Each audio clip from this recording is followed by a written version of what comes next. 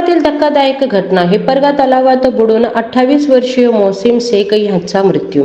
सोलापूर शहरातील नई जिंदगी विष्णुनगर परिसरातील 28 वर्षीय मोहसिन रशीद शेख यांचा हिप्परगा तलावात बुडून दुर्दैवी मृत्यू झाल्याची धक्कादायक घटना समोर आली आहे.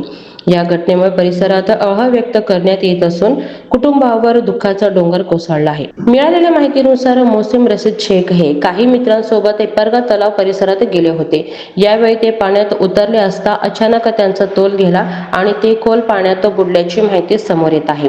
सुरुवातीला मित्रांनी त्यांना वाचवण्याचा प्रयत्न केला, मात्र पाण्याची खोली अधिक असल्याने त्यांना बाहेर काढणे शक्य झाले नाही. घटनेची माहिती मिळताच स्थानिक नागरिक, पोलीस आणि बचाव पथकाने घटनास्थळी धाव घेत शोधकार्य सुरू केले. काही वेळाच्या अथक प्रयत्नानंतर मोहसिन शेख यांचा मृतदेह तलावातून बाहेर काढण्यात आला.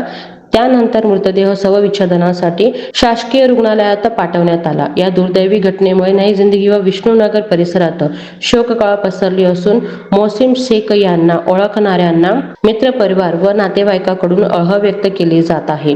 दरम्यान संबंधित पोलीस ठाण्यात आकस्मिक मृत्यूची नोंद करण्यात आली असून पुढील तपास पोलीस करत आहेत.